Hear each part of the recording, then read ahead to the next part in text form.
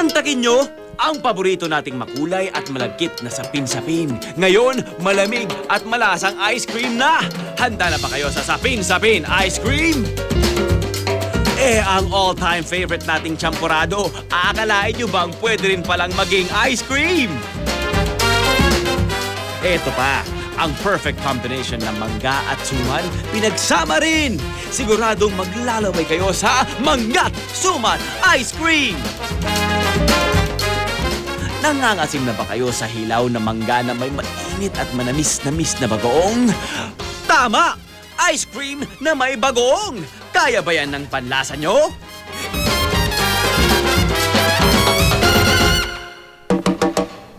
I-ready na ang mga dila!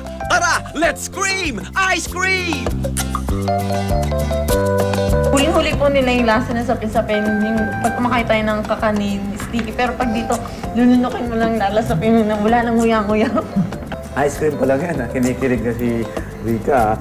I don't know what it is about ice cream, pero it just makes you happy. It just brings out the child in you. Ay, champurado yun sa'yo? Champurado po. It's the best. May malagkit tsokolate, ginawa siyang ice cream.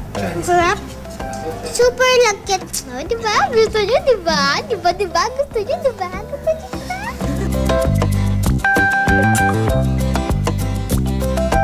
Pag sinabing green mango, given na yung maasim, ganun din siya, no? And then paired up with the bagoong. So, kayo, mga duwag. Dapat try nyo to. Never ko naisip tong green mango na may bagoong pa. Lasang manggabagong talaga. Hindi mo iisipin na ice cream siya. Malamig lang na parang manggabagong. Umpisa pa lang yan, guys, dahil eto pa. Paano kung ang leche flan na inyong inaasam-asam ay gawing ice cream din kaya? Leche flan ice cream cake super combo. San ka ba? Dagdagan pa ng ice cream cookie sandwiches na hitsurang burger.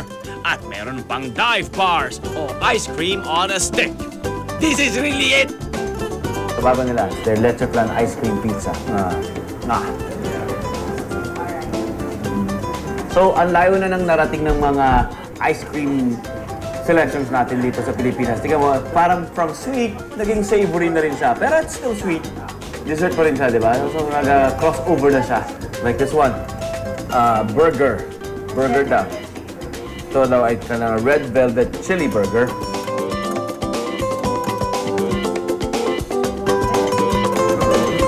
Ang very distinctive flavor ng isang klase. Yung red velvet.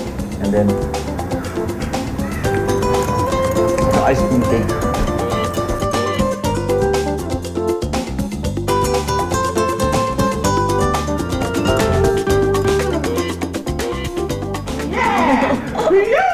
Gumagano lang mamaya, ano? Ice cream pa lang.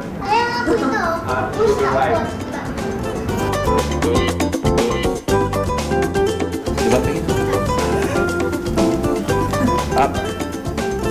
This bar is 100 pesos. I'd say it's worth it. Ang ice cream lalabas na sa tenga ni Lenlen. Pop na pop! Pop na pop din yung ngipin mo. Gusto nyo bang matikman ang ice cream ng Sebastian's? Mula EDSA, sumakay ng bus papuntang Mall of Asia. Andun na ang Sebastian's Ice Cream Parlor.